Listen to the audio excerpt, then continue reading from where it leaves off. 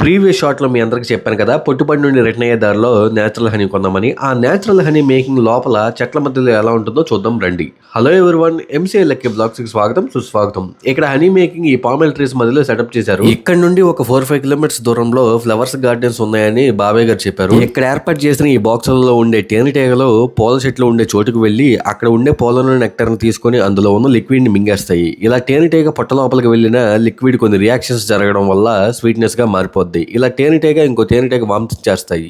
ఇలా honey frames లో vomit చేసి వ్యాక్స్ తో హనీని కప్పేస్తాయి. ఇక్కడ మీరు చూస్తున్నారు హనీ బాక్సులు మొత్తం 100 ఉన్నాయి. ఒక్కో హనీ బాక్స్ వచ్చేసి 5000 ఉంటుంది cost. Including honey bee stand frames అన్ని కలిపి 5000 రూపీస్ అవుతుంది. ఒక్కో బాక్స్ లో 8 ఫ్రేమ్స్ ఉంటాయి. అందులో ఒకటి రాణి ఈగ ఉంటుంది. ఈ రాణి ఈగ డైలీ 1000 గుడ్లు పెడుతూ ఉంటుంది. హండ్రెడ్స్ ఆఫ్ డ్రోన్ బీస్ అంటే మెయిల్ అని, మిగతావి వర్కర్ బీస్. వాటి పని ఫ్లవర్స్ లో ఉండే నెక్టార్ తీసుకొచ్చి బాక్స్ లోపల ఫ్రేమ్ లో హనీని ఫిల్ చేస్తూ ఉంటాయి.